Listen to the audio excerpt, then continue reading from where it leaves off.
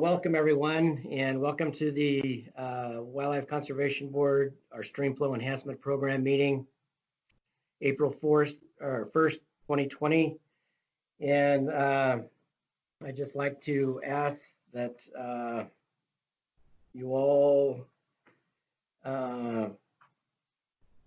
enjoy the meeting. It's going to be, and have patience for us. This is our first all telephonic meeting. So with that, I would like to ask Chuck Bonham to say a few words to start us out, and then I will do a roll call and then go over the logistics for the meeting this morning. Chuck?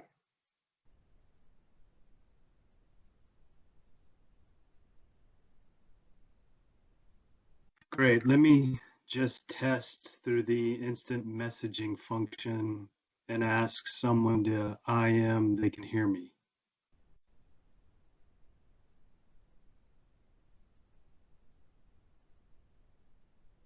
And Adam, I can see you in the room. Can you hear me? Great. We've got a confirmation. Hey, so a couple of big pictures, and then I'll flip it back to John. So this is Chuck Bonham, Director of the California Department of Fish and Wildlife. It looks like we have almost 89 participants, which is pretty awesome. And I want to mention a few things that really have nothing to do with Streamflow enhancement, and they are these. I hope each of you is doing well, given the unprecedented situation we find ourselves in. I hope you are staying home, staying healthy, saving lives. I hope that you and your family and friends are adhering to all the physical distancing instructions we have from public health. I have been engaged daily at our department and with our Natural Resources Agency and in the Newsom administration. I have a pretty good sense of this governor's direction to bring all of us through this together.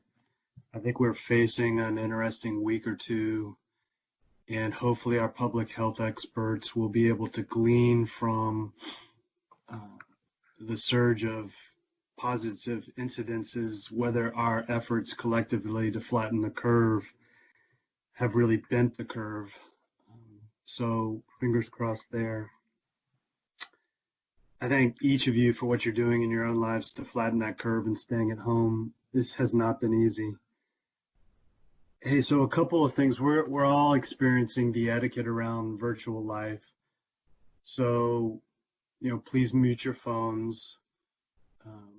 If you're on the video, the kids would come running in the room anymore. That's kind of common practice. We might have some technology hiccups along the way.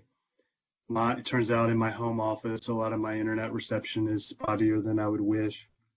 So if I fall off, I would just ask maybe a board member step forward and become the immediate chair. And I think the way we'll run this meeting is I'm going to send it back to John Donnelly now. He's going to establish the quorum. And then instead of John and I talking back and forth in a normal meeting, we're going to let John kind of run the logistics, kind of the master of ceremonies. And I'll move into, you'll hear my voice really when John prompts for any questions from board members. So with that, and this is me virtually banging the gavel open on the meeting, and I'm going to send it back to John to establish the quorum and take us through the agenda.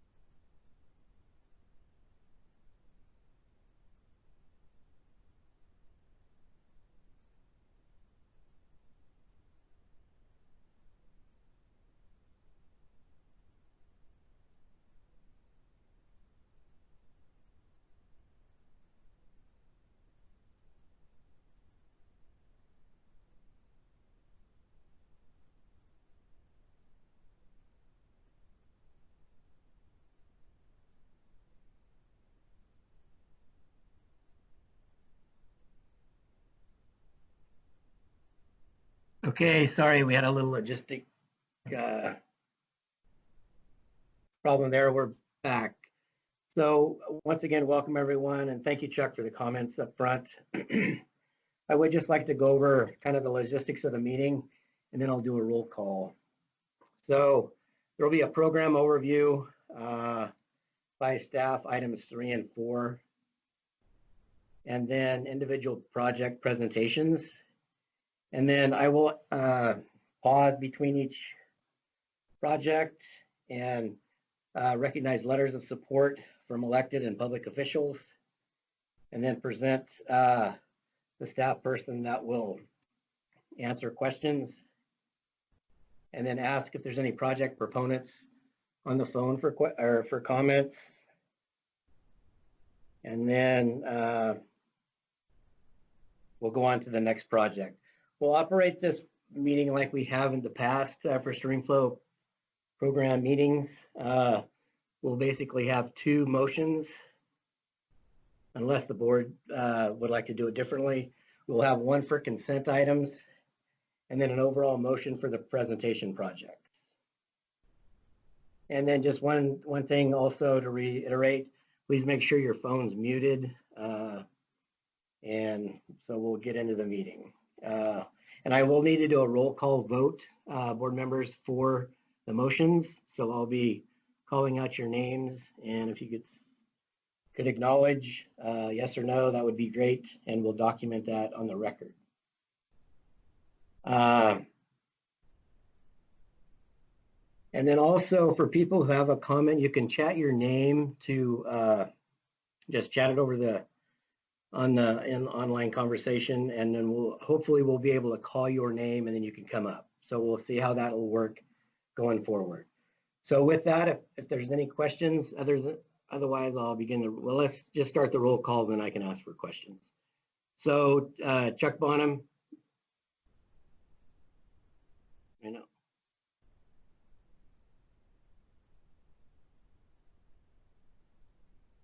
Present, I'm here. Alina Bokde.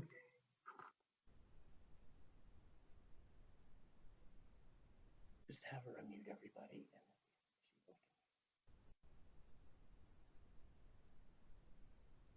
It might take a little because of the number of people.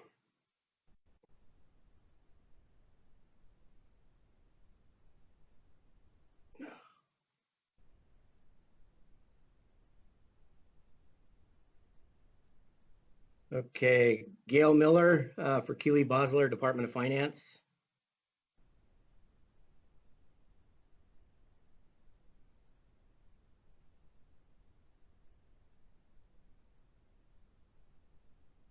Gail says she's here on the conversation.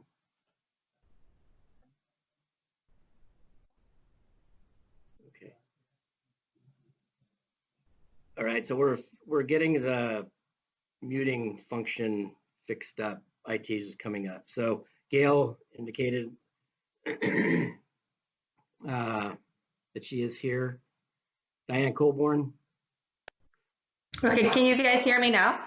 Yes. Is this great? Alina? Okay. Yeah. Hi, Alina. No, this is Gail Miller. Gail? I was unmuted. Okay, yes, we got you. Thank you. And you should be able to see me too. Can you not? I cannot. Okay, I turned my video on. Okay.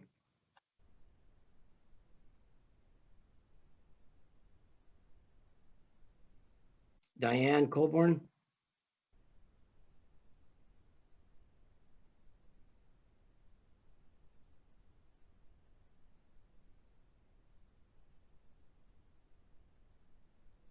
Mary Kreisman.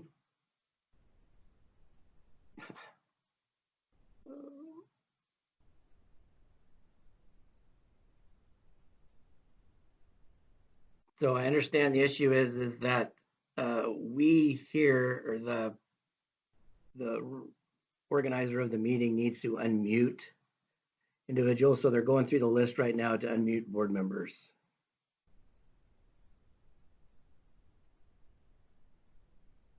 So give it just a minute. I'm sorry, folks.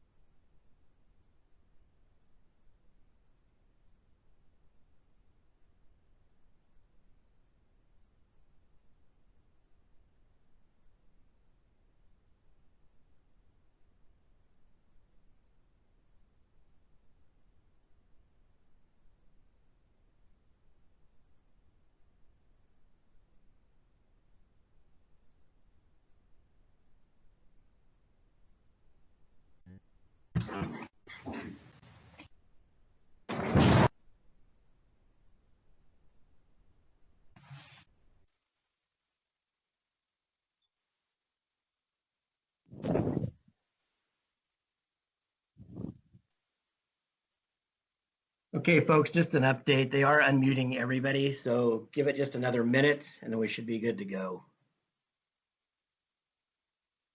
And then I would just like to reiterate, we're not going to mute anybody on this end. If you can, please mute on your end.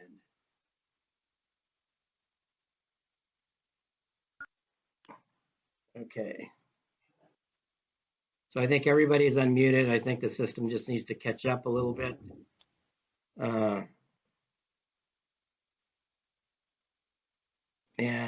Just for everyone else on the phone, I just appreciate your patience.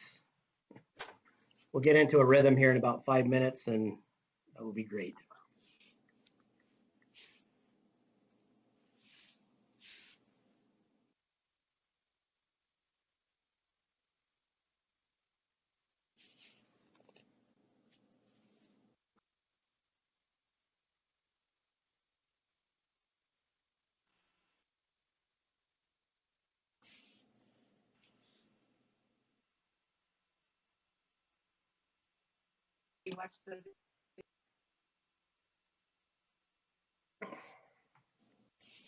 John, can you hear me? I can. Who is this? This is Diane. Hi, Diane. Yes, Hi. I can hear you. Okay. I was having trouble getting on. I just went to the website and clicked on through that way. I don't know if that was the way I was supposed to do it. Yeah, you should be able to get on through the website and or through the agenda. Okay.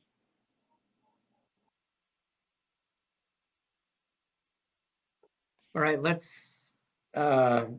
continue with the roll call. So we do have Chuck Bonham, Gail Miller, Diane Colborn, Alina Oakday,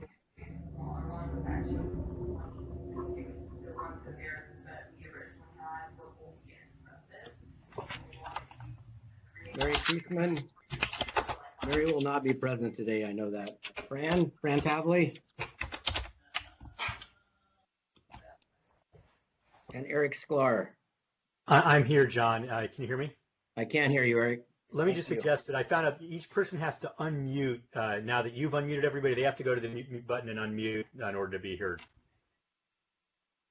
Okay, did everybody catch that? Yes.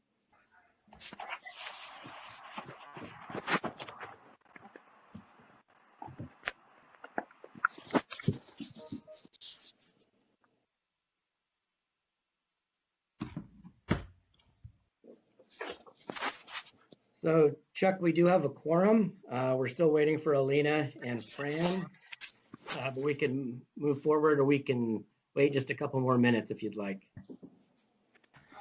John, why don't we get started? And occasionally, why don't you keep an eye on the participant list and we'll call for those two board members. And then reminder everyone, our sanity hinges on everyone's awareness around the mute function. So when you want to talk, you need to unmute. When you're done talking, click back on that mute icon. Thanks.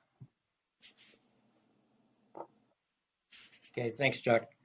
So moving on to the next item in the agenda is number 2, which is the public forum.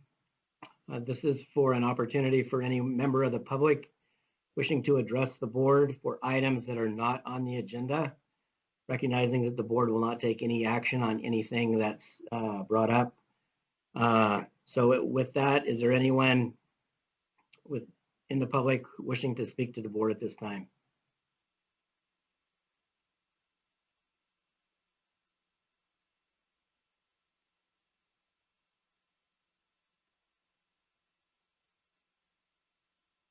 And remember to, and if you do, please unmute yourself.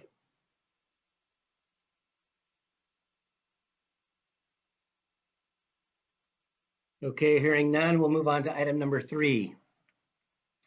Staff will be presenting an overview of the Streamflow Enhancement Program for 2019-2020, explaining how we got to where we are today. So with that, Adam Ballard on our staff will present the information to you. It will also include agenda items number 3 and item number 4.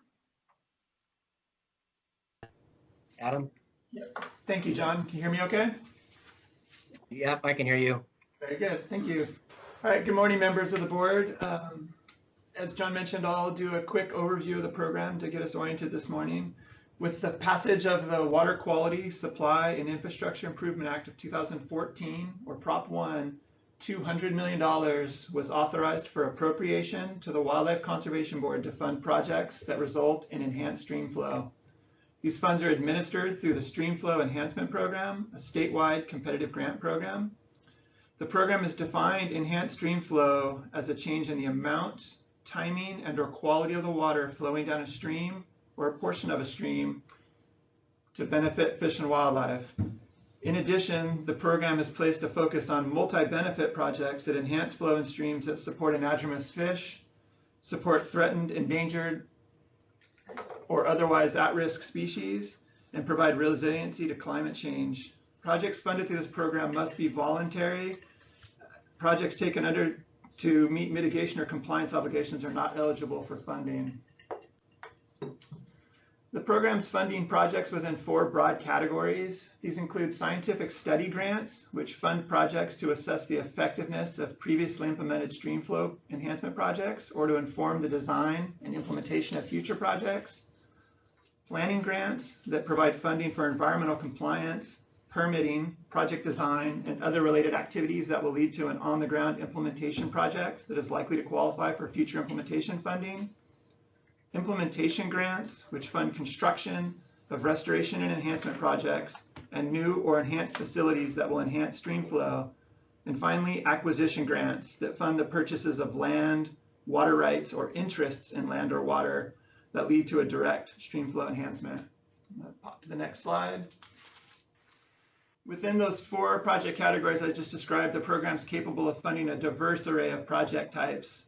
Examples of potentially eligible activities include, but are not limited to, water transactions. So these include permanent or long-term, i.e. greater than or equal to 20 years, purchases or transfers of water for the purposes of changing a stream's hydrograph. This can also include mechanisms to dedicate water in stream, including California Water Code Section 1707 dedications, forbearance agreements, and conservation easements. Water conservation projects, which include actions that reduce the amount of water diverted, the amount of water consumptively used, or increase efficient use of water, resulting in enhanced stream flow. And a few examples here include off-channel storage, implementing changes in the timing or rate of diversion, rainwater catchment systems, irrigation, ditch lining or piping, and agricultural tailwater recovery or management systems. We've also done groundwater storage and conjunctive use, which involves efforts related to coordinated use of surface water and groundwater in a manner that enhances stream flow. Habitat restoration actions that enhance flows, such as wet meadow restoration, reconnecting flood flows to floodplains, forest thinning, and eradication of invasive plants with high water use rates relative to native species, and monitoring and scientific studies that assess the effectiveness of projects and inform project implementation. Note that these are not mutually exclusive as I've described them. Projects may include many of these activities. For example, project may involve construction of an off-channel water storage, irrigation efficiency measures, coupled with a shift in diversion timing, and in-stream dedication and execution of a forbearance agreement. Next slide. This is outreach. Prior to the release of the 2019 proposal solicitation, program staff implemented a number of outreach activities. These included debriefing applicants, the strengths and weaknesses of previously submitted applications, and discussing opportunities to improve future submittals. Staff were also available to meet with potential applicants for project consultation, which provided an opportunity to discuss project ideas, eligibility, approaches for developing competitive program proposals, questions pertaining to the solicitation application, and other topics. In addition, our program supports a staff position at the State Water Resources Control Board's Division of Water Rights, who is available to consult with potential applicants regarding water rights related questions, and in the event awarded, is available to process water rights filings associated with projects funded through this program. We also made information available through our program webpage and by providing presentations and program flyers at conferences, workshops, and other venues, such as the Localizing California Waters and the Salmon Restoration Federation conferences. And finally, the 2019 solicitation was advertised through multiple venues, including WCB's listserv, both our homepage and the Streamflow Enhancement Program's webpage, Salmon Restoration Federation's electronic newsletter, Maven's Notebook, announcements to the Sierra Meadow Partnership, and others. Advance. The next slide. Through the 2019 proposal solicitation notice, approximately $64 million was available for award. Of this amount, $2.5 million was designated for scientific studies. The call for proposals extended from July 9th through September 10th of 2019, during which the program received 27 proposals requesting approximately $43.7 million in funding. Next slide. Each of the proposals that we received was evaluated through a multi-tiered review process. Initial step is an administrative review where the applications are reviewed for completeness and adherence to the requirements established through the solicitation. All complete and ineligible proposals are then evaluated and scored by at least 3 technical reviewers using the scoring criteria documented in the proposal solicitation notice. And following completion of those reviews, a selection panel consisting of managers and staff from the Department of Fish and Wildlife, Wildlife Conservation Board, and the State Water Resources Control Board was convened on January 14th, 2020 to develop a list of projects recommended for funding. The selection panel took into account several factors during the development of the funding recommendation. These included the technical review comments and scores, anticipated stream flow benefits and other benefits, project feasibility and durability, availability of funds, and the degree to which the project supported the program goals. Projects recommended for funding by the selection panel were reviewed by the WCB Executive Director in preparation for today's meeting. Next slide. And this provides an overview of the funding recommendation. The selection panel has recommended 19 proposals for funding at a value of approximately $24.3 million. The funding recommendation includes 3 scientific studies totaling approximately $2.1 million, 6 planning projects totaling approximately $2.5 million, 7 implementation projects totaling $14.6 million, and finally 3 acquisition projects totaling $5.1 million. Next slide. And I've included this slide here to provide a brief overview of this year's funding recommendation in the context of the 4 prior years. Over the course of the first 4 years of the program, the percentage of proposals received and amount requested that were recommended for funding averaged about 36% and 35% respectively. For the current year, approximately 70% of the proposals received are being recommended for funding, which combined represent approximately 56% of the requested funds. This represents a marked increase over the previous years in terms of the success rate, and we hope that a similar pattern will occur through upcoming solicitations as understanding regarding the program continues to develop. Past investment in scientific studies and planning activities lead to implementation projects. Capabilities and capacity to implement eligible projects continue to grow, and outreach activities on the part of WCB staff and others expand the pool of applicants. Next slide. So this map is meant to provide a quick snapshot of the distribution of the 19 projects being considered for funding today, which are represented by the orange circles, in relation to the projects that have been previously awarded funding through this program, which are shown in blue. A couple of things to note are the relatively good spatial distribution and the proximity of several of the recommended projects to previously funded projects. And a number of factors are likely contributing to this, including concentration of effort in priority watersheds. For example, focus in the California Water Action Plan priority streams, such as Ventura River, Shasta River, and Mark West Creek. There are watersheds with active, well-established regional partnerships, such as the Russian River, that have capacity and capabilities to pursue and implement projects, and projects that are building on prior program investments. Next slide. The intent of this slide is to further highlight that last point concerning the degree to which this current funding recommendation is building on prior program investments. So on the column on the left is a subset of the projects recommended today, and column on the right is highlighting previous grants that were contributing to or otherwise related to these projects. In the interest of time, I'll highlight just a couple of the examples. The Puda Cache Watershed Arundo Eradication Phase 1 implementation that you're considering today was developed through 2 prior streamflow enhancement program grants. The first to the California Invasive Plant Council in 2016 that supported mapping the distribution and extent of Arendo in the Central Valley, including the Putacash watershed. And a second grant to the Yolo County RCD in 2018 for planning activities, including development of a watershed approach to Arendo removal, environmental compliance, and securing necessary landowner access agreements that set the stage for the currently proposed implementation actions. As another example, Trout Unlimited and the San Mateo RCD and partners have been working with farms in the lower San Gregorio Creek to implement strategies that improve stream flow conditions while securing sufficient water for farms. These publicly funded projects have resulted in 20-year forbearance agreements to cease irrigation pumping from the creek for the months of August, September, and October in order to improve conditions for anadromous fish and other native species. The Streamflow Enhancement Program has previously awarded funds to implement actions on 2 of these farms, Blue House in 2018 and Klingling and Modi in 2019. And the Marchi and Sons Farm project being considered today is the 4th in this series of San Gregorio Creek Streamflow Enhancement projects. Excuse me. And with that, John, I'll conclude. That concludes my introductory remarks. And would you like to open it up to questions from the board? Great, yes, thanks. Board members, are there any questions for the presentation? John, this is Chuck. I don't have a question. I would just acknowledge Adam's presentation and particularly the slide about percent changes. And I think it's understandable in hindsight, but important confirmation real time.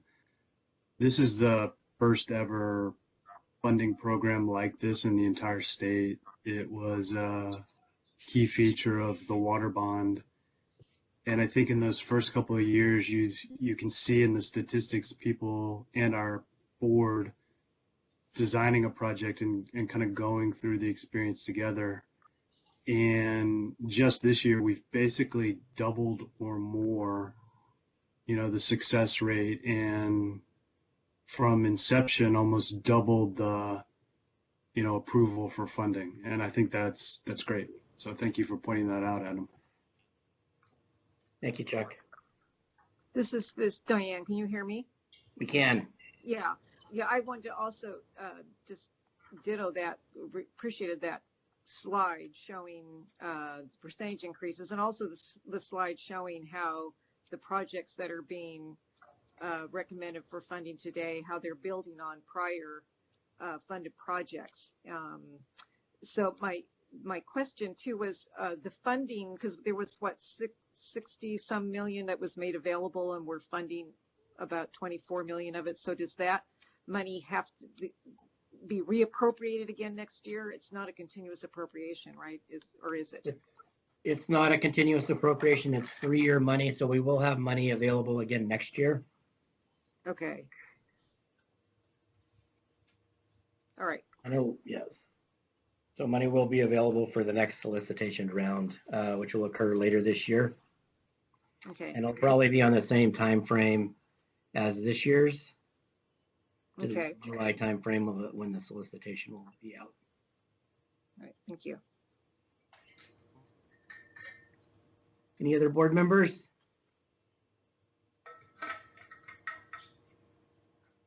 Great.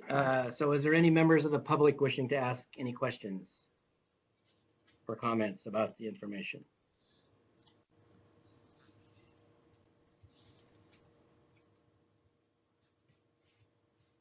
Okay, hearing none. With that, we'll go into the consent calendar. This includes consent items in the agenda, items 5 through 12. Just a reminder, we'll take these as one package, and staff are ready to present any project if the board members would like to have one pulled and presented. If not, I'll ask for a motion to move those projects forward. And just for the board's information, I will read for the record the motion that we're asking you to take. So be prepared for that. So any questions? Gail Miller moves the consent items. Eric Spike seconds. Somebody already did. Okay. Yeah, great. Thank you. So the motion will read, I'll read it. So staff recommends that the Wildlife Conservation Board adopt the written findings and approve all the individual projects identified by the selection panel as suitable for funding up to the amounts listed for each and listed as consent calendar items 5 through 12 as identified in the Wildlife Conservation Board Stream Flow Enhancement Program fiscal year 2019 or 20 revised final agenda. Allocate a total of $3,329,857 from the Water Quality Supply and Infrastructure Improvement Act of 2014, Proposition 1, Water Code Section 7973. Authorize staff to enter into appropriate agreements as necessary to accomplish these projects, and authorize staff in the California Department of Fish and Wildlife to proceed substantially as planned. So with that, I'll take a roll call vote now. So Alina Oakday, I approve. Yes. Chuck Bonham, Yes. Diane Colborn, Yes. Mary Kreisman is absent, Gail Miller, Aye. Fran Pavley,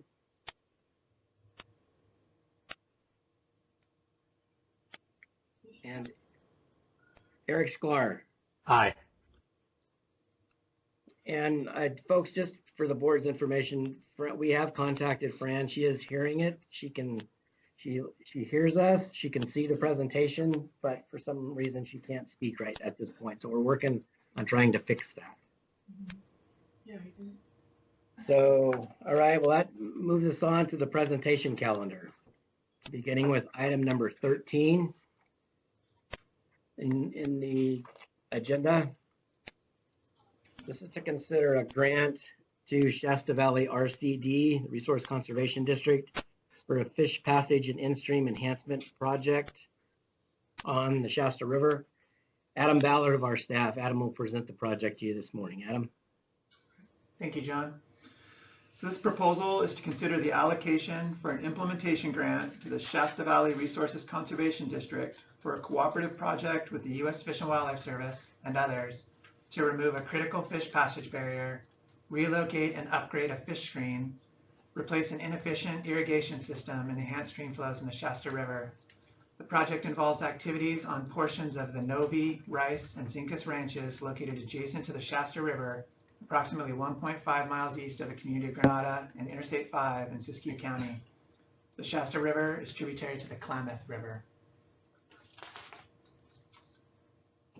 A shared point of diversion on the Shasta River provides water to flood irrigate approximately 300 acres across portions of the 3 ownerships. This diversion is based on a pre-14 riparian claim, which was not adjudicated in the Shasta Valley Decree. Irrigation typically occurs from March 15th to October 15th with a rate of diversion of 10 CFS as reported to the State Water Resources Control Board through annual statements of diversion and use. Water is diverted through a flashboard diversion that raises the river surface elevation to send water into an open, earthen, gravity-fed delivery ditch. The existing diversion facility consists of a constructed riffle utilizing 2 steel beams that span the river, one located at bed elevation of the river, and the other spanning bank to bank several feet above the elevation of the river at the riffle crest. During irrigation season, the steel beams are used to position flashboards vertically as needed to increase water surface elevations to fill the ditch diversion approximately 10 feet upstream of the diversion structure. Hydraulic modeling results indicate the existing riffle at the point of diversion with and without flashboards exceeds maximum velocity criteria for juvenile salmon, and with flashboards it exceeds maximum adult velocity criteria. Existing fish screen is located approximately 1,700 feet down ditch, and fish and tailwater return to the river. Neither the ditch nor the bypass channel are considered beneficial habitats for salmonids. The current irrigation system is inefficient and oversized and requires progressively more flashboards to elevate water in the gravity-fed ditch system. As the season progresses, aquatic vegetation grows in the ditch system, constricting conveyance capacity, further increasing volume needed to move irrigation water to the pastures. Multiple sources of water loss exist within the ditch when charged by the diversion, including bypass flow for fish screen operation, bank overtopping from uncontrolled gravity flows, losses through burrowing animal holes and ditch banks, and seepage losses. At times, as much as half of the diverted water is estimated to be lost during delivery. The landowners are currently in negotiations with the National Marine Fisheries Service and California Department of Fish and Wildlife to secure voluntary safe harbor agreements intended to promote the survival and recovery of Southern Oregon, Northern California coast coho salmon, evolutionary significant unit, which is listed as threatened under the Endangered Species Act.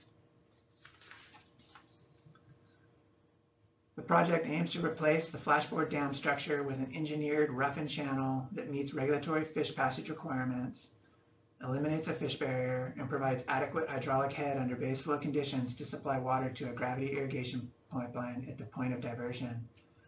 The fish screen will be relocated to the new constructed stream bank point of diversion and replaced with an on-channel screen and intake facility using cone screen technology that meets current Department of Fish and Wildlife screen requirements. The new fish screen will improve effectiveness, reduce entrainment risk, and enhance water quality in the Shasta River. This project also includes abandoning the current ditch system and replacing the conveyance system with PVC irrigation pipeline.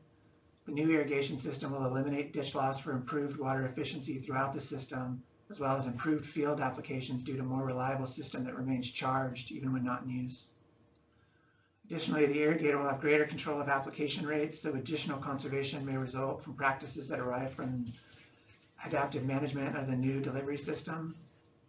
Water management and tracking will be regulated through SB 88 compliant flow meters located in the intake pipe at the point of diversion and at the splits to the Zincus property and the Rice property.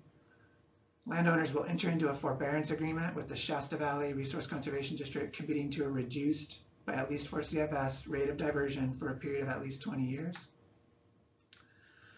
Note that on Thursday afternoon, March 26, board staff received an anonymous letter questioning the validity of the underlying water right associated with a portion of this project.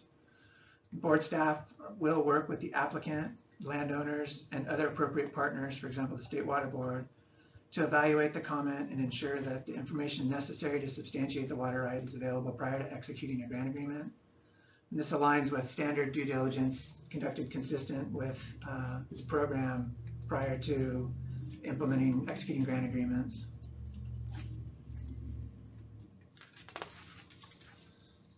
And the slide provides a couple of pictures of the site. The picture on the left is the existing fish screen, and on the right is the Shasta River immediately downstream of the flashboard diversion structure.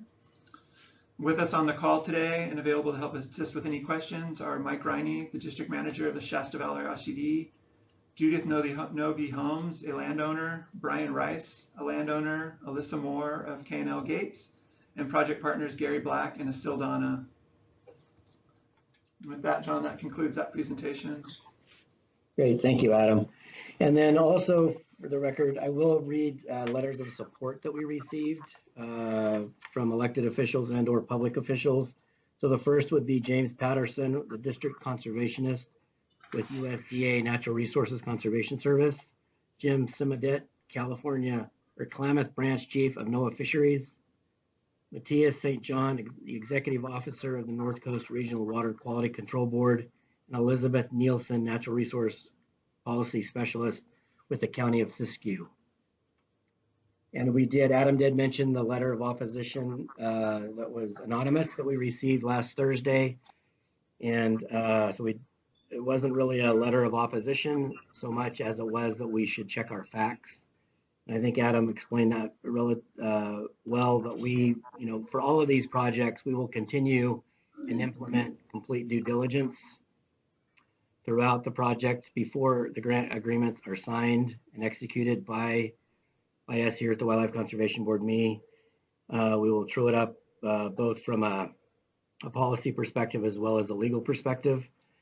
And so with that, I'll ask for board questions and or comments at this time for this particular project.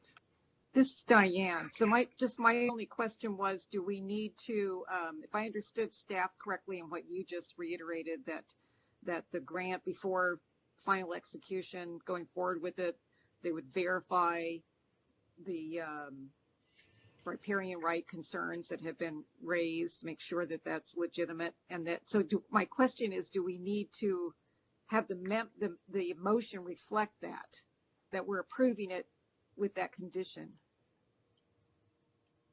We can definitely do that. And I think what we can do is make a general addition to the motion, recognizing that all full and complete due diligence will be carried out prior to any execution of any grant agreements. Yeah, that's fine. If that works for you all. That works for me. I don't know if others have good questions. But...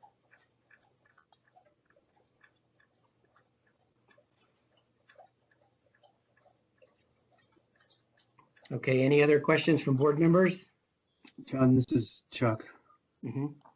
You'll just record a note to yourself and make sure to include that applicable caveat to each of the projects when we reach the resolution at the end, correct? Correct. Okay, thanks.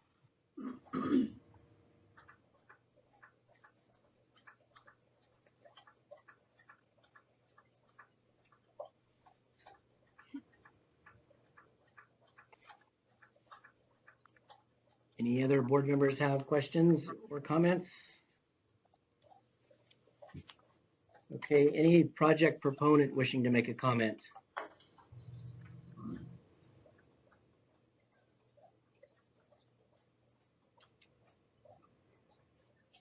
Hearing none, any member of the public wishing to make a comment?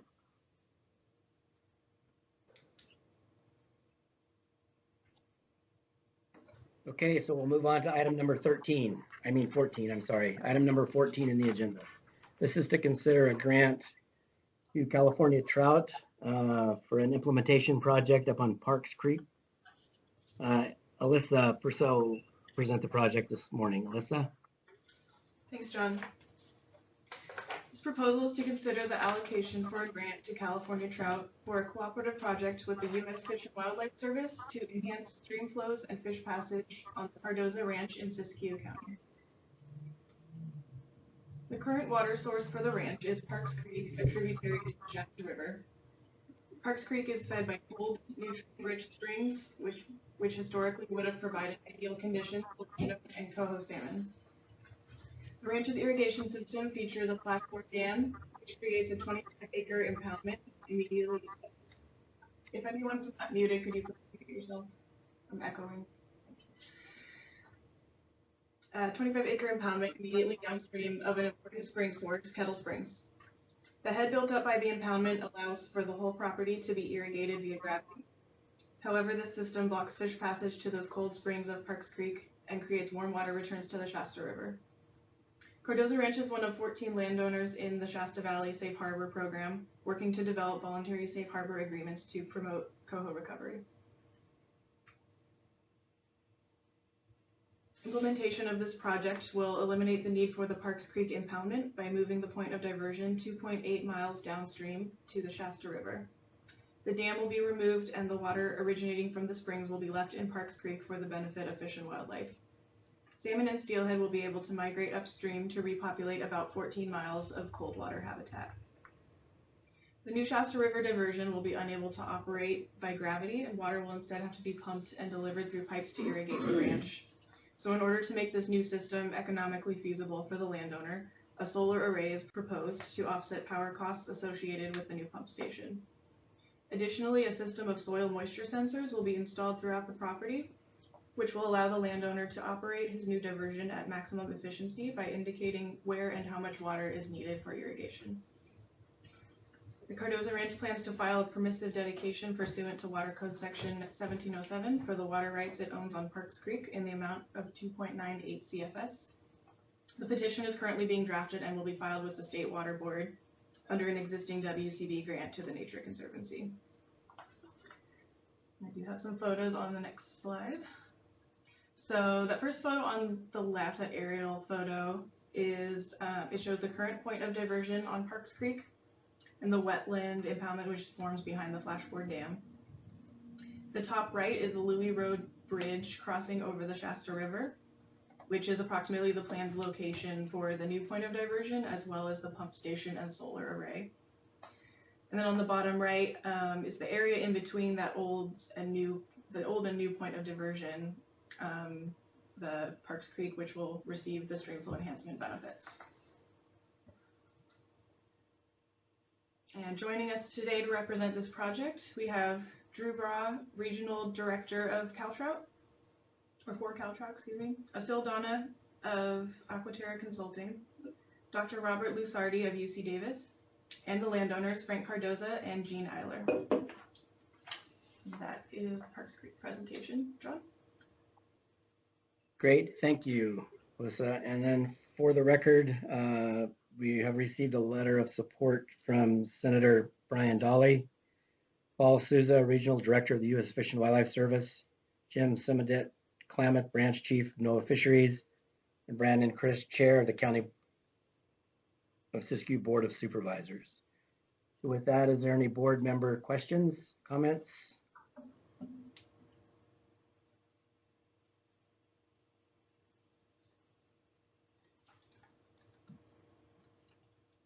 Hearing none, any proponents of the project wishing to make any comments?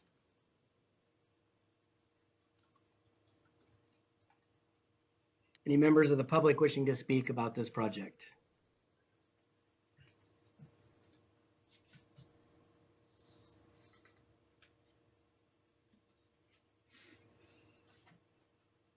All right, hearing none, we'll move on to item number 15 in the agenda. This is to consider a grant to Trout Unlimited, excuse me, for an acquisition and planning project on Battle Creek regarding the Tompkins water right acquisition project. Adam on our staff will present the project. Adam? Thanks, John. This proposal is to consider the allocation for an acquisition and planning grant to Trout Unlimited for a cooperative project to acquire a pre-14 appropriative water right on Battle Creek, dedicate the water right to in-stream flow in the lower 7 miles of Battle Creek to improve stream conditions for fish and wildlife, including endangered winter run Chinook salmon, and change the point of diversion and place of use to facilitate delivery of the water to enhance wetland habitat for the benefit of waterfowl and other wetland-dependent species on lands managed as part of the Sacramento National Wildlife Refuge Complex. The current point of diversion for this water right is the head gate of the Battle Creek Ranch Ditch, located approximately 7 miles upstream of Battle Creek's confluence with the Sacramento River and approximately 8 miles east of the town of Cottonwood in Tehama County. Battle Creek historically provided habitat for 4 separate runs of salmon plus steelhead. However, these populations have diminished, causing a growing need for restoration. This included winter run Chinook, which are state and federally listed as endangered, spring run Chinook, state and federally listed as threatened, fall and late fall run Chinook, which are species of concern, and steelhead, which are federally listed as threatened.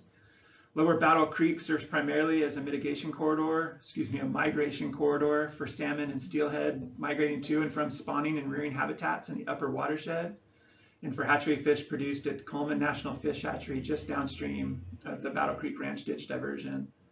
Battle Creek has been identified as having high priority for successful restoration because of its relatively high and consistent flow of cold water. The Tompkins Family Trust owns an appropriative water right to divert from Battle Creek that was perfected before the state's adoption of the water right permitting system in 1914. This pre-14 water right was appurtenant to the approximately 128-acre Tompkins Ranch. The Tompkins family sold the ranch to the state of California in 1993, which is now part of the Department of Fish and Wildlife's Battle Creek Wildlife Area, but reserved the appropriative water right from the sale of the land at that time. The former Tompkins Ranch is one of the properties served by a 50 CFS diversion from Battle Creek into the Battle Creek Ranch Ditch. The Tompkins water right is 12 CFS of that 50 CFS diversion. And the water right was used for irrigation of the ranch by the Tompkins family and their predecessors.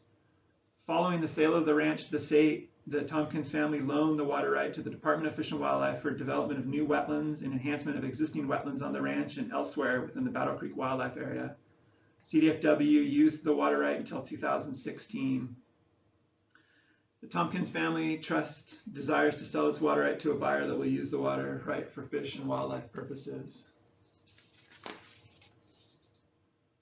This project aims to acquire the Tompkins pre-14 water right and transfer ownership to the Willow Creek Mutual Water Company. Following transfer of ownership, Trout Unlimited will work with the Mutual Water Company to file and process a petition under California Water Code Section 1707 to dedicate the right to in-stream flow in Lower Battle Creek. This will be coupled with a change in the point of diversion and place of use to provide for downstream use of the water to enhance wetland habitat on private lands managed as part of the Sacramento National Wildlife Refuge Complex, pursuant to wetland easements held by the U.S. Fish and Wildlife Service. The Mutual Water Company currently wheels other water from rights on Lower Battle Creek to those same easement lands, pursuant to a 25-year wheeling agreement with the U.S. Fish and Wildlife Service in Glen-Colusa Irrigation District in what is known as the Battle Creek Water Exchange. The water from the Tompkins right would be managed as part of the exchange under a similar arrangement. This project also includes the development of an engineering design for modifying the diversion structure at the head of Battle Creek Ranch Ditch to reduce the existing rate of diversion to ensure that the 12 CFS value of the Tompkins water right is left in Battle Creek on a continual basis with minimal need for active management. Construction of the final design would be implemented in a subsequent phase of the project. The project will produce two major conservation benefits. First, it will increase in-stream flow in the lower 7 miles of Battle Creek, improving in-stream conditions for fish and wildlife, including the critically endangered winter run Chinook and other anadromous fish. And second, it will enhance wetland habitat for the benefit of waterfowl and other wetland-dependent species within the Sacramento National Wildlife Refuge Complex. The newly acquired water will primarily be used to flood wetlands in the fall and winter for wintering waterbirds and could also be used to help provide semi-permanent wetland habitat for breeding waterbirds during the summer. Included here are a couple of photos. The photo on the left is the Battle Creek Ranch ditch, and the photo on the right shows a view of Battle Creek a few miles downstream of the current point of diversion. Project representatives participating in the meeting today include Matt Clifford, staff attorney with the California Water Project at Trout Unlimited, and Peter Keel of DP&F Attorneys at Law, representing the Tompkins Family Trust. John, that wraps up the presentation for this project. Great. Thank you, Adam. So with that, I did receive a letter of support from Jay Jaspers, the Chief Engineer and Director of the Groundwater Management Program with Sonoma Water. Is there any board member questions and or comments? John, this is Chuck. Yeah. Hey, this hasn't come up in quite some time, and we have newer board members. So just for the record, so to speak, and transparency, I think most people realize I used to work for Trout Unlimited. This is now 9 years ago. When I started in my first year and a half as director, I took the step of recusing myself from all of the granting decisions related to a prior employer. At 8-9 years later, I'm going to vote on this item. I just wanted to acknowledge this particular aspect. Great, thank you, Chuck.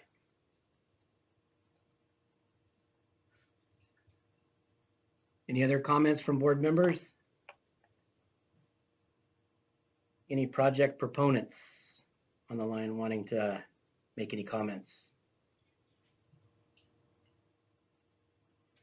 Any public members from the public wishing to comment at this time for this particular project?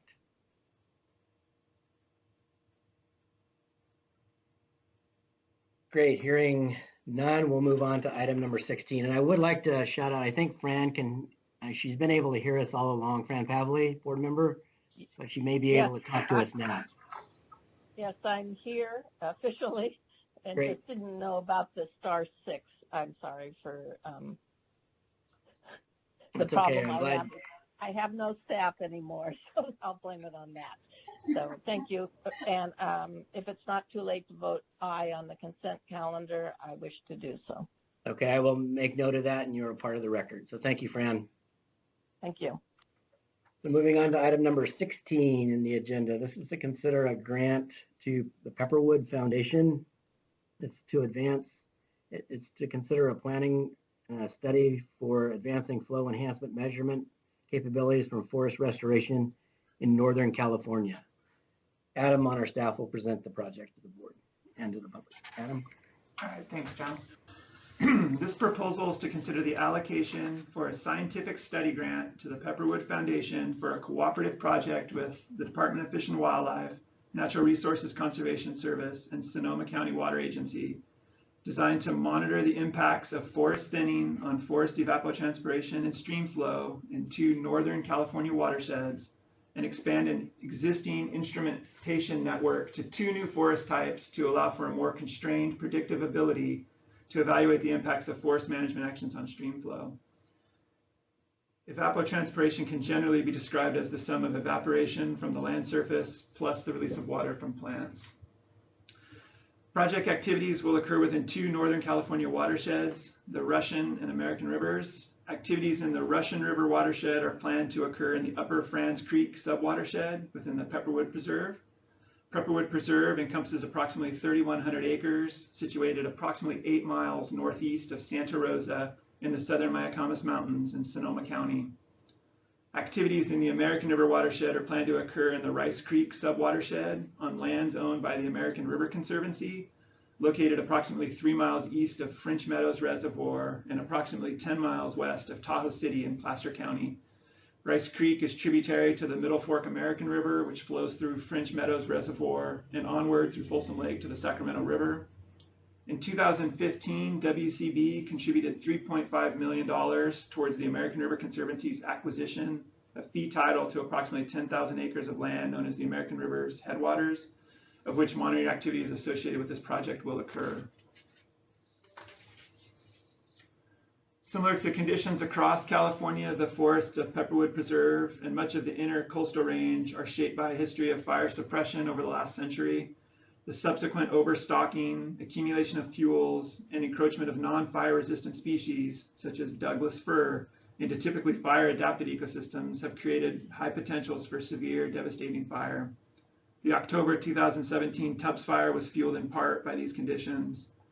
Fire events of this magnitude can nullify many of the positive effects that more frequent, less intense fires impart to the ecosystem.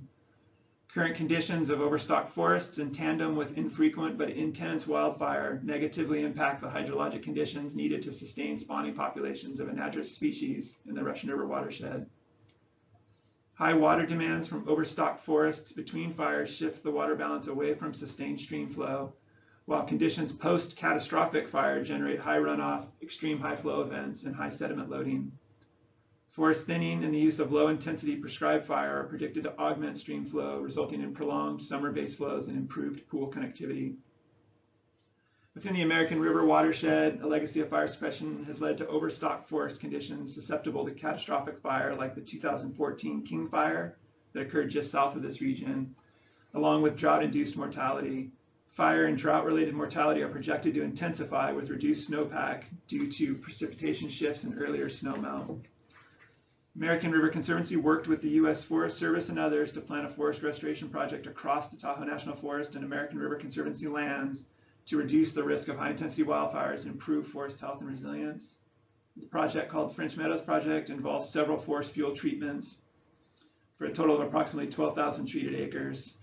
Restoring this region to ecological, wildfire, and climate resilience will enhance both stream flows and improve conditions for a number of native species. There is, however, a need to better quantify the effects of forest treatments on stream flow.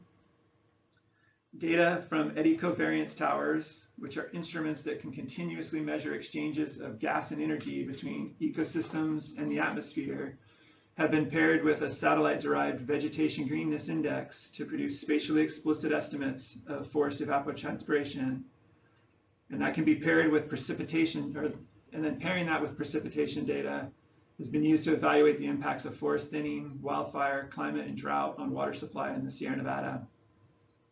However, these spatially explicit data have greater uncertainty in Northern California coastal forests and in wetter central northern Sierra due to a lack of ground-based measurements. Through this project, 4 eddy covariance towers will be installed for measuring forest evapotranspiration and evaluating the water balance from forest thinning.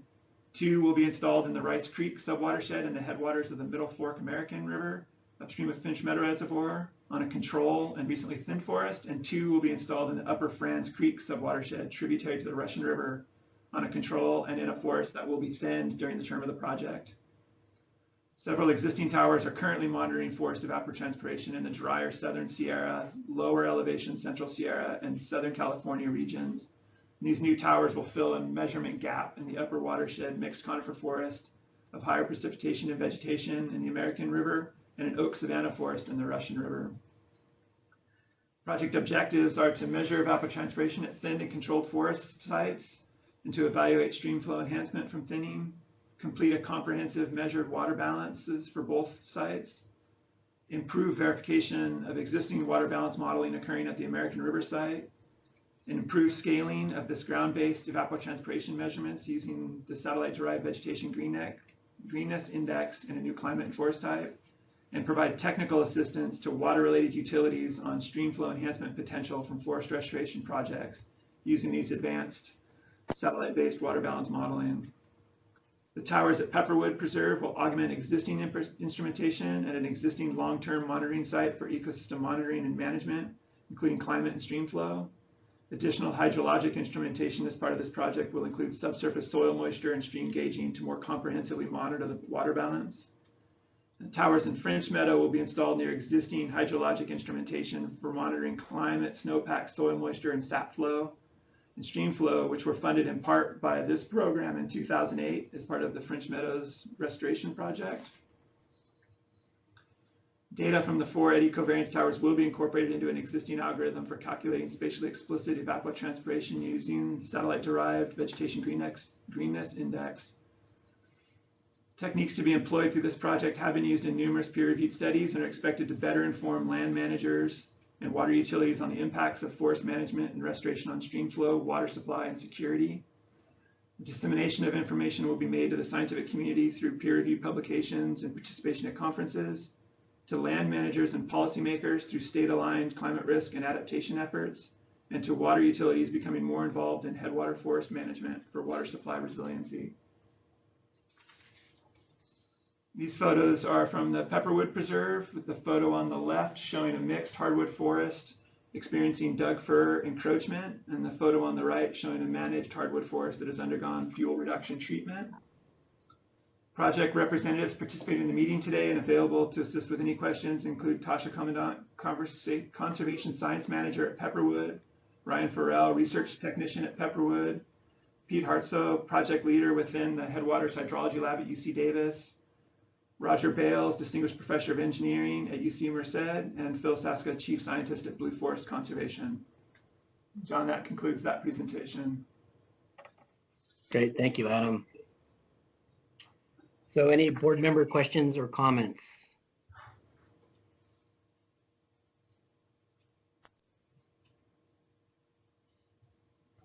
Okay, hearing none. Any project proponent wishing to make any comments? Hi, this is Tasha Commandant from Pepperwood. Can you hear me? I can, yes, or we can. Hi, thank you. I just wanted to take the opportunity to thank the staff and the board for reviewing and considering this project. We really believe that the instrumentation that'll be installed and the analysis that'll be done during this project will really improve our ability to predict and better understand the impacts of forest treatments on stream flow and water balance. And I'm just really thrilled to have put together this expert group, and we'll be filling important data gaps and building off prior investments. And so I just wanted to thank the board for considering this scientific study. Thank you. Any other comments from the proponents? Any public comments? Any members of the public wishing to speak?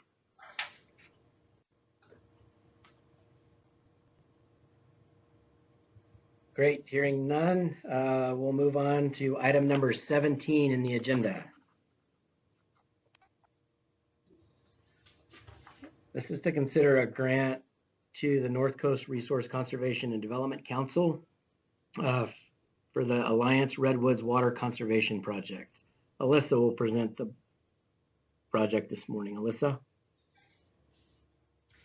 This proposal is to consider the allocation for a grant to the North Coast Resource Conservation and Development Council for a cooperative project with the National Fish and Wildlife Foundation, Department of Fish and Wildlife and Alliance Redwoods Conference Grounds to enhance stream flows in Dutchbill Creek.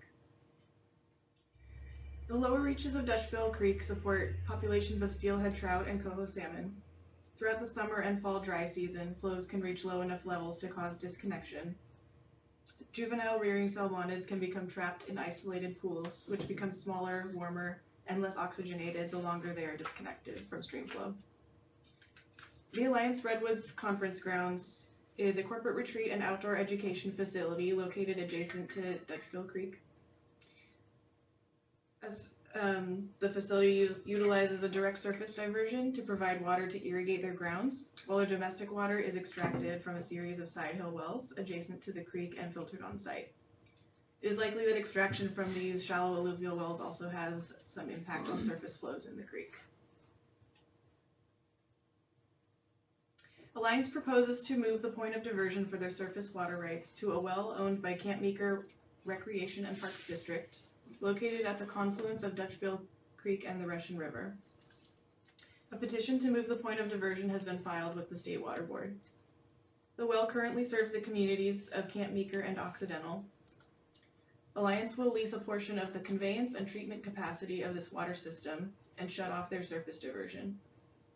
The project will include upgrades to the well and treatment facility to increase capacity, and a new pipe to connect the treatment facility to the conference grounds existing water distribution system. With Alliance's domestic water needs being met through the Camp Meeker system, the irrigation water source will be switched over to the side hill wells. Implementing additional water conservation measures at the conference grounds will reduce their irrigation demand by 50%.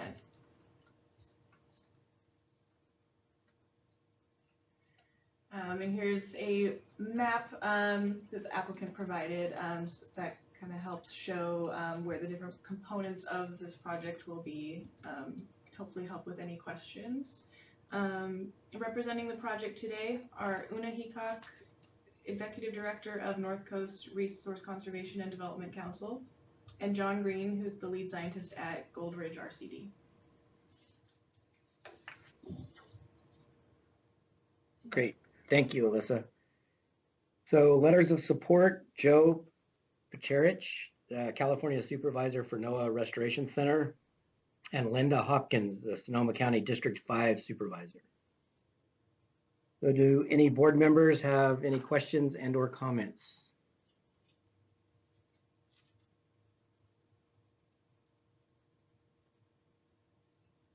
Any project proponent wishing to speak?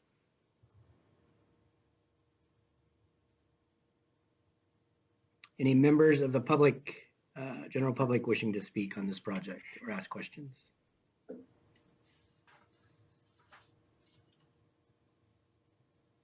Okay, hearing none, we'll move on to item number 18 in the agenda. This is to consider a grant to Trout Unlimited for a project on Mark West Creek. It's a flow enhancement implementation project. For the record, we have received a letter of support from State Senator Mike McGuire, Assemblymember Jim Wood, and Joe Pacherich, California Supervisor of NOAA Restoration Center. Also, Cheryl Breton, Sonoma County Administrator, James Gore, Sonoma County District 4 Supervisor, and Susan Gorin, Sonoma County District 1 Supervisor. With that, Alyssa will also present this project this morning. Alyssa. This proposal is to consider the allocation for a grant to Trout Unlimited for a cooperative project with Sonoma RCD and Sonoma County Water Agency to implement 10 storage and forbearance projects on residential properties adjacent to Mark West Creek in Sonoma County. Mark West Creek provides some of the best remaining summer habitat for salmonids in the Russian River watershed. However, many reaches are become flow and temperature impaired in the dry summer months. The Mark West Creek watershed was identified by the state as one of the highest priority streams for stream flow enhancement to benefit coho salmon and steelhead trout. It was selected by CDFW, the State Water Board, and NOAA as one of 5 priority Russian River tributaries for emergency action during the drought, and as one of 5 watersheds in the state to be highlighted in the California Water Action Plan. It is also a watershed characterized by many small surface diversions from rural residential properties. Much of the Mark West Creek watershed burned during the 2017 Tubbs fire, and this project takes advantage of a unique opportunity to couple stream flow enhancement with the community's post-fire rebuilding efforts. The project team will work with 10 interested landowners to construct either rainwater catchment systems or off-channel storage for winter diversion and summer forbearance. Participating landowners will enter into 20-year forbearance agreements. The map on the right of this slide shows the Tubbs fire footprint overlaid on the watershed boundary and the target project areas.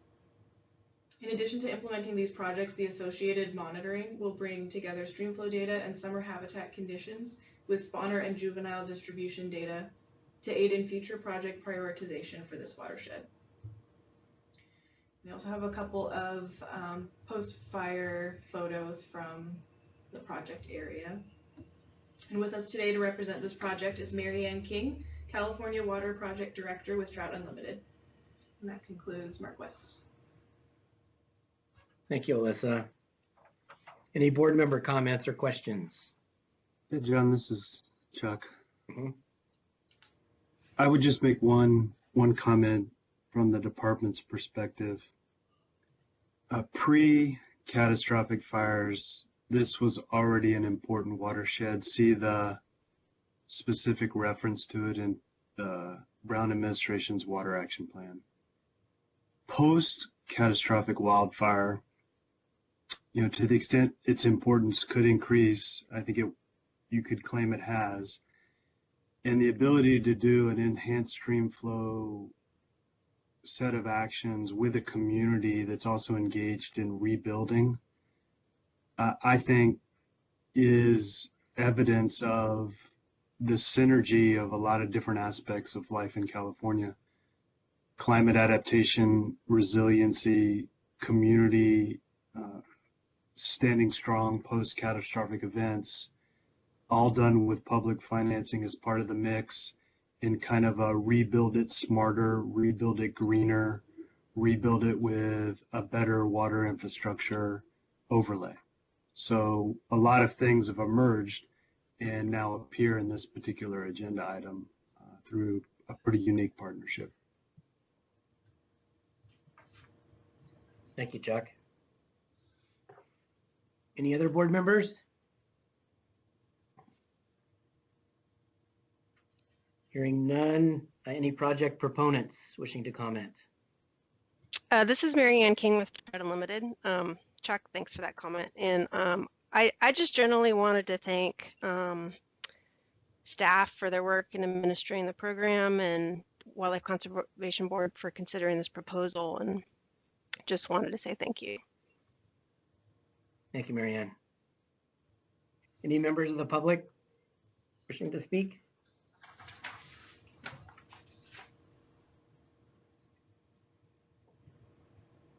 Great, hearing none, we'll move on to item number 19 in the agenda. This is to consider a grant to the Yolo County Resource Conservation District for a Puta Cache Watershed Arrendo Eradication Project and Program. Phase 1. Adam will present you the project. Adam. Thanks, John. This proposal is to consider the allocation for an implementation grant to the Yolo County Resource Conservation District for a cooperative project with Cache Creek Conservancy, Natural Resources Conservation Service, Yolo County Flood Control and Water Conservation District, Solano Resource Conservation District, and Yolo County to implement the first phase of the Puta Cache Watershed Arrendo Eradication Program. The planning phase for this work was partially funded through a Stream Flow Enhancement Program grant to the Yolo County RCD in 2018. This project is located within the Puta Cache watershed in the southern Sacramento Valley west of Sacramento. The watershed covers approximately 2,500 square miles and contains 3 major sub-watersheds, Cache Creek, Puta Creek, and Willow Slough. Project activities will occur in Puta, Pleasance, Dry, and Cache Creeks, and Willow, Chickahominy, Union School, and Dry Sloughs in Yolo and Solano counties. Arrendo is a bamboo-like perennial grass that grows up to 25 feet tall in riparian areas, often forming large, dense stands capable of producing a wide range of impacts to natural ecosystems, including increased fire risk, displacement of native riparian vegetation, degraded habitat for native fish and wildlife species, and high water use. Arundel has been documented to utilize large amounts of water to support its extensive above-ground vegetation, while variation exists in water use rates due to stock height, stand density, ambient conditions, and other variables. Average evapotranspiration or water use rates for Arundel are estimated to be 24 acre-feet per acre per year. For comparison, native riparian vegetation generally uses approximately 4 acre-feet per acre per year. This substantial increase in water use removes water from the system that would contribute to in-stream flows directly or through percolation to shallow groundwater. Extensive infestations of Arundel exist in the Putacash watershed. With funding from the Streamflow Enhancement Program awarded in 2016, the California Invasive Plant Council mapped approximately 250 acres of Arundel over approximately 90 river miles in the watershed. This project will enhance streamflow and improve riparian habitat quality in the Putacash watershed by removing approximately 64 acres of Arundel infestations in Puta, Pleasance, Dry, and Cache Creeks, and Willow, Chikamini, Union School, and Dry Sloughs. This represents the first phase of the Putacash watershed Arundel eradication program. As I mentioned before, the development of this was funded in part through a Streamflow Enhancement Program planning grant to the Yolo County RCD in 2018. Initial treatment of Arundel will be accomplished through herbicide application, hand cutting, and/or mowing based on site-specific conditions, with subsequent regrowth being monitored and treated with herbicide. Native revegetation using plugs, seed, cuttings, and container plants will also occur on stream banks where active revegetation may be beneficial and where soils and hydrology allow for plantings without supplemental irrigation. Estimated net water savings from removing an acre of Arundel adjusted to account for replacement vegetation is 20 acre-feet per acre per year.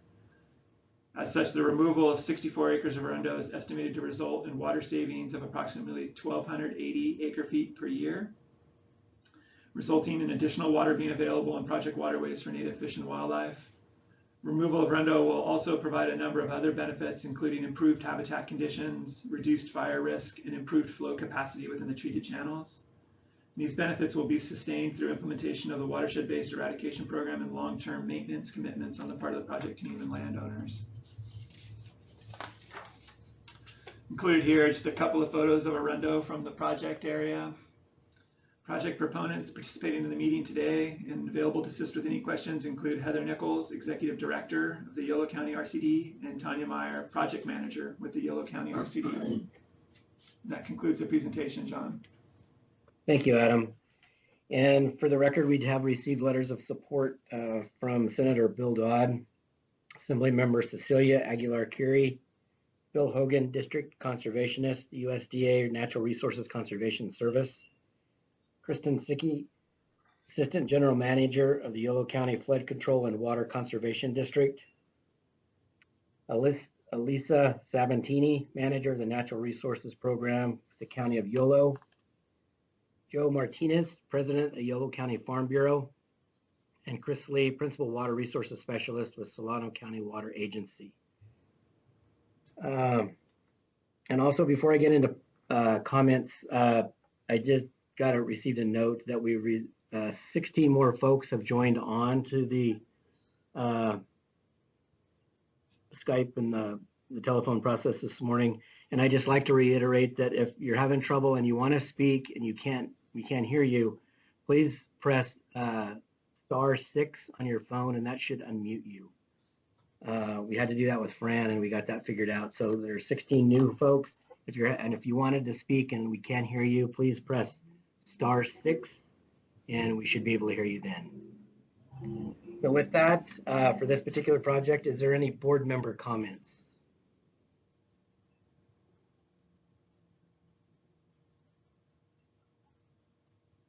Hearing none, any project proponent comments?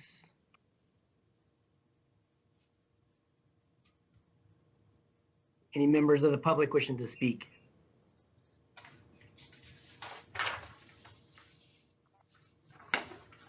Great, hearing none, we'll move on to item number 20. This is to consider a grant to Trout Unlimited for the San Gregorio Creek Flow Enhancement Project. This is an acquisition project, and Adam or Alyssa on our staff will present the project to the board. Alyssa? Thanks, John.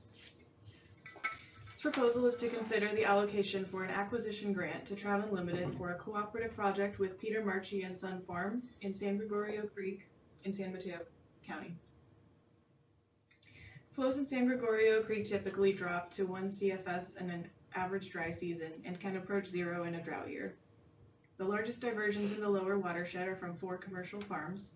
Off-channel storage and forbearance projects have been completed or are nearly complete with 3 of them. Those projects involved construction of an agricultural pond, water rights changes to allow for winter appropriation to storage, and irrigation efficiency upgrades. The Marchi Farm, however, is not in need of a new pond or appropriative right, so Trout Unlimited is proposing to acquire 3 months of summer irrigation water forbearance in the amount of 83 acre-feet. The farm will enter into a 20-year forbearance agreement, and a petition for permissive dedication of the water will be filed with the State Water Board. During the months of August, September, and October, the landowner will be able to use his pond for irrigation rather than diverting from the creek. This project will also include upgrades to the Marchi Farm's diversion pump, fish screen, and irrigation system. And this proposal represents the final piece of the puzzle in this part of the watershed to have all 4 farms forbearing summer diversion. Stream flow in lower San Gregorio Creek is expected to increase by 2 CFS over the base flow during those 3 months with all of these farms on board, creating improved passage and rearing conditions for coho and steelhead. Matt Clifford, staff attorney with the California Water Project at Trout Unlimited, is with us representing the project today. And John, that concludes the presentation. Great, thank you. There's no letters of support from any elected or public officials. So any comments from the board or questions from the board members?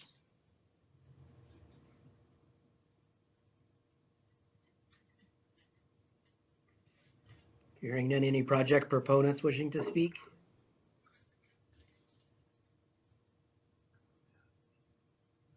Any members of the public wishing to speak?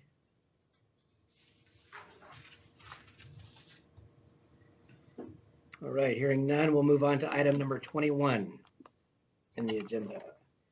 This is to consider another grant to Trout Unlimited for a Peters Creek Flow Enhancement Project. This is an implementation project, and Alyssa will also present this project. Alyssa?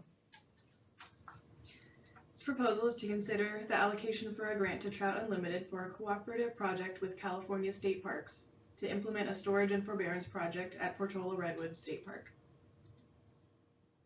Pescadero Creek watershed and its tributary Peters Creek are critical locations for stream flow enhancement to benefit coho salmon and steelhead trout. Fish passage conditions through these reaches are generally good, but low summer flows have diminished the quality and quantity of summer rearing habitat. The state park sources all of its water supply from Peters Creek for its campground and facilities. In the height of the drought in 2014 and 2015, Portola Redwoods and other public parks in the area voluntarily closed their campgrounds to help conserve water. The state park plans to construct a 630,000 gallon water storage tank, upgrade their diversion pump and fish screen, and install a new low flow water fixtures throughout the campground. The additional storage capacity will allow the park to fill the tank during the winter and practice complete forbearance of diversion between June and October of each year. A 1707 permissive dedication to add in-stream use for fish and wildlife has been drafted and will be filed with the State Water Board. An operation, maintenance, and monitoring plan will be developed and implemented to ensure continued benefits and monitor the effects on stream flow. This project will also provide the state park with a more reliable water supply so that they may be able to continue welcoming visitors and campers into the park, even in the event of future water shortages. And Ben Cook from Trout Unlimited is with us representing the project today. And that's it. Oops. Great. Thank you. Any board member questions? Comments? Project proponent, any comments?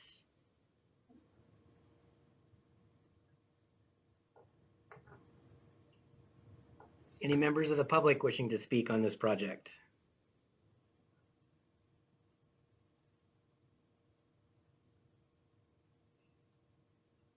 Okay, we'll move on to item number 22 in the agenda. We have received a letter of support from Teresa Benson, who's a forest supervisor from Sequoia National Forest.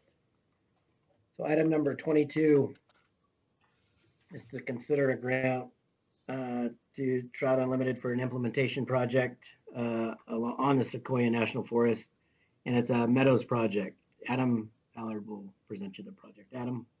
Thanks, John. This proposal is to consider the allocation for an implementation grant to Trout Unlimited for a cooperative project with the Kern Community Foundation to restore condition and function of 5 meadows in the Sequoia National Forest. The restoration actions are designed to reconnect stream channels to the floodplains within these meadows in order to attenuate peak flows, raise groundwater elevations, enhance late season base flows, decrease water temperature and sediment loading, and provide improved habitat conditions for native fish and wildlife. The 5 meadows to be restored through the project include Granite Knob, Little Horse, Little Troy, Upper Parker, and Lower Parker meadows, which combined encompass approximately 112 acres and are located approximately 20 to 30 miles north of Kernville in Tulare County. The meadows are positioned in the headwaters of the Kern River and occur in 2 watershed groups. The North Fork Kern River group, which includes Upper Parker and Lower Parker meadows on the left of this slide, and the South Fork Kern River group, which includes Granite Knob, Little Horse, and Little Troy, located on the right side.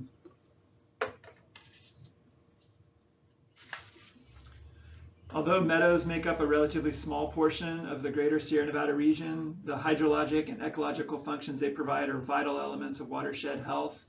Meadows serve a number of important roles, including supporting wildlife and plant diversity, attenuating flood flows, storing, filtering, and releasing water, sequestering carbon, and providing recreational opportunities. However, approximately 50% of the meadows within the Sierra Nevada region are known or expected to be degraded, resulting in a loss or reduction of these important services and functions. Each of the proposed meadows in this project are in a degraded state, containing active or historic gullied stream channels that are drying the meadows out. Evidence of degradation includes active head cutting, channel down cutting, soil erosion, diminished vegetative productivity, and conifer encroachment. Current processes in these meadows have developed a self-reinforcing degradation cycle. As the drainage channels within the meadows increase in size from head cutting and erosion, they capture a greater proportion of the river flow that would otherwise move across the floodplain. And as the meadows dry out from channel incision, vegetation composition shifts towards drier plant communities. Drier sites tend to favor annual grasses, forbs, and other species that are less resistant to erosion, creating another feedback loop that accelerates soil erosion and the degradational trend. This project will improve ecosystem resiliency and hydrologic processes primarily by reconnecting the stream channels to the meadow floodplain. So it'll be accomplished through various treatments such as filling incised channels, installing rock riffles, building rock grade control structures, and placement of woody debris, depending upon the conditions with the subject meadows.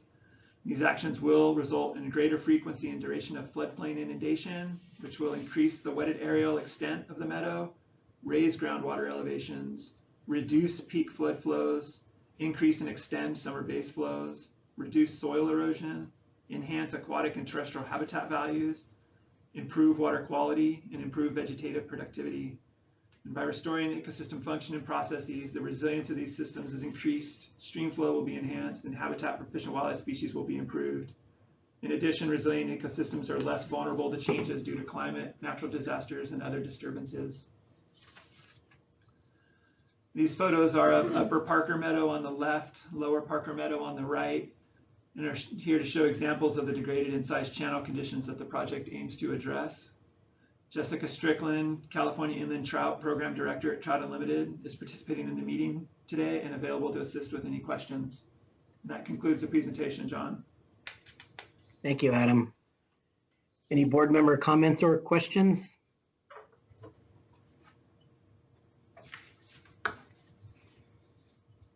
Project proponent want to add anything or make any comments? Many members of the public wishing to speak?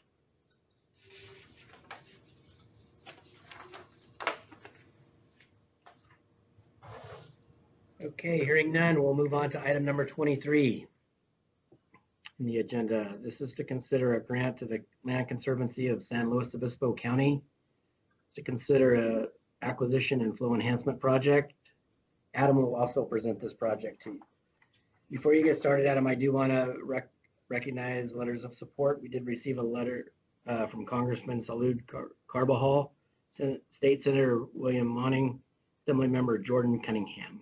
So with that, please continue, Adam. Thanks, John. This proposal is to consider the allocation for an acquisition grant to the Land Conservancy of San Luis Obispo County for a cooperative project to acquire in fee approximately 1,715 acres of land referred to as the Santa Rita Ranch to enhance stream flow, protect diverse wildlife habitats, special status species, and landscape connectivity, and provide public use opportunities near Templeton in San Luis Obispo County. Santa Rita Ranch is located in a rural setting along Highway 46, approximately 6 miles west of Templeton. It features diverse intact wildlife habitats, including mixed oak and riparian woodland, mixed hardwood forest, oak savanna, grassland, and chaparral. In addition, serpentine outcrops on the property support a variety of rare plant species. This region is home to a diverse array of flora and fauna, including a number of special status species such as California red-legged frog, Swainson's hawk, Coast Range newt, and others. This property also represents an important opportunity with respect to protecting landscape connectivity. It is situated at the intersection of 3 corridors connecting areas of protected lands between the Sierra Madre Mountains and Big Sur. These corridors are defined by essential connectivity areas in the California Essential Connectivity Project. And the ranch is one of 4 large conservation projects totaling more than 6,200 acres at the junction of these 3 essential connectivity areas.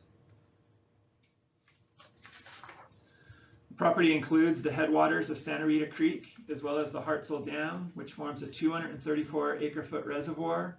Santa Rita Creek begins near the top of the Paso Robles Creek watershed and the Upper Salinas River watershed. Hartselle Dam is located just below the confluence of Santa Rita and Cienega Creeks. These 2 creeks form the main stem of Santa Rita Creek, which flows along a 7.5-mile run to Paso Robles Creek.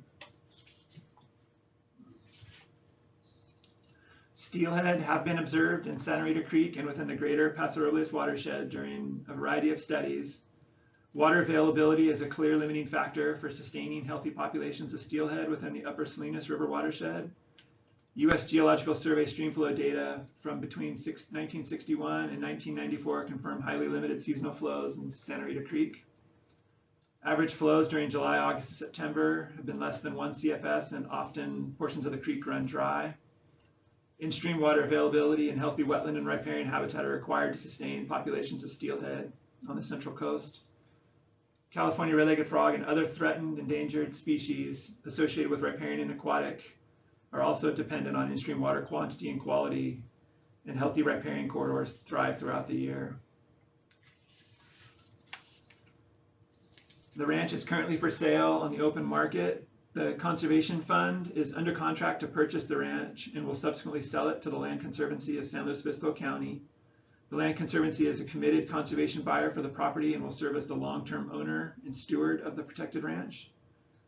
Hartselle Dam is the 4th largest privately owned reservoir in the Upper Salinas River watershed. Acquiring fee title to the ranch provides a pathway to acquire the associated water rights, which are an important driver of this conservation transaction.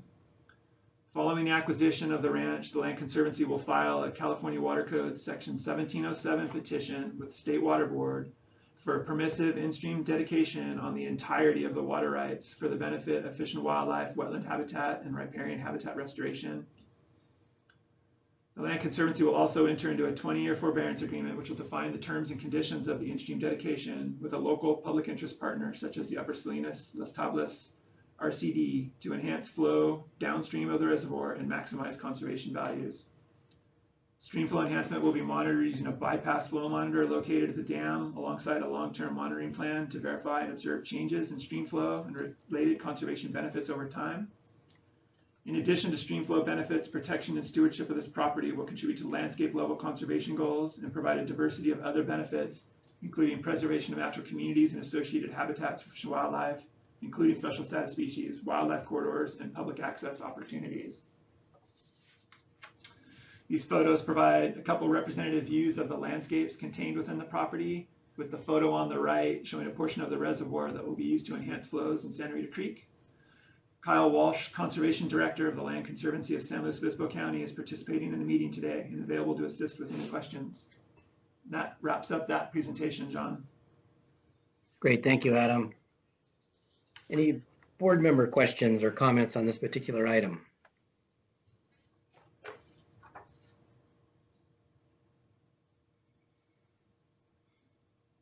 Hearing none, any project proponents wishing to comment at this time?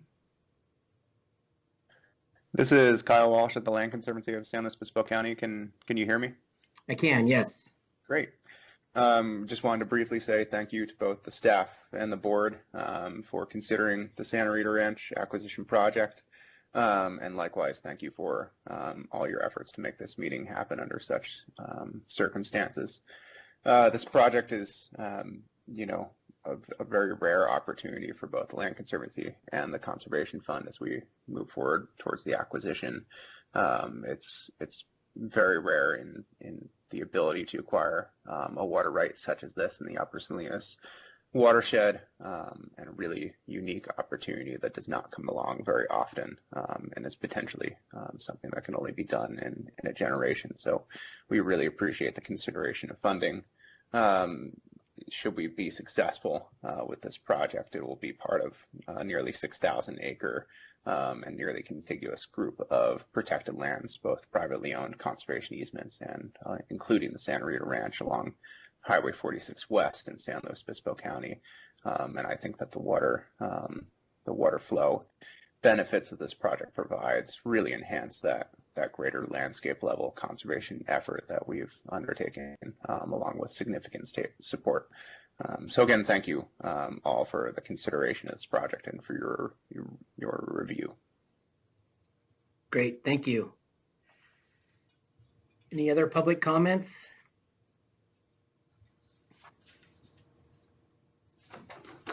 Okay, hearing none, that wraps up all the projects on our calendar today. I would like to just ask one more time if there's any board comments, questions on any of the projects at this time. Hey, John, it's Fran Papley. I had a question on one of those projects that had just been brought to our attention, and that was item number 19. Not a concern, just a question for point of clarification. That's the Putah Creek, Cache Creek Watershed Arundo Eradication Program.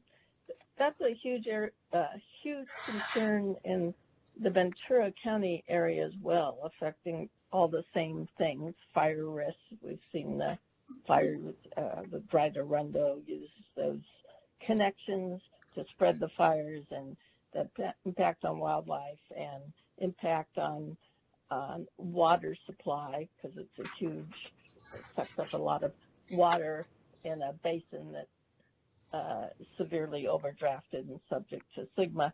But the question is, and we've had the concern down here, is you can eradicate the Arundo, but is it on just a one-time basis, or what needs to happen for the long-term maintenance of the Arundo eradication? The grantees are required to maintain and monitor for a period of 3 to 5 years specifically, and then also monitor over the long term. And this is a larger project that we're working with those folks on. These projects are starting in the upper watersheds, and so as we work down the watersheds, the success of this project, we're hoping that because we're working that way, will be over the long term. And so once they get a handle on it, it's a lot easier to maintain over time. And the grantees, as well as several other organizations, will be continually maintaining and monitoring the sites and doing work where necessary to eradicate the resprouting, the regrowth, and we'll work through the watershed that way. Adam, do you have anything else you'd like to add to that? I think that's good, John. I think you're spot on. Within the term of the grant, they would do treatment the first year. And then in subsequent years through the term of the grant, they would be monitoring and retreating to get it under control. And then, like you mentioned, they've got landowner access agreements, et cetera. So there's commitments for the longer term evaluation and maintenance of the treated sites. Thank you.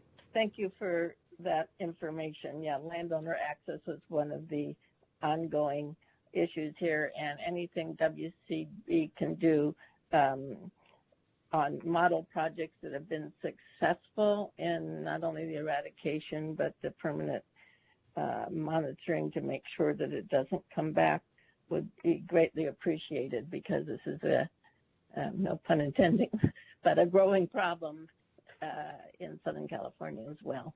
Thank you. Thank you, Fran. So any other board member questions on any of the projects at this time? I would like to also extend any other public comments at this time on any of the projects.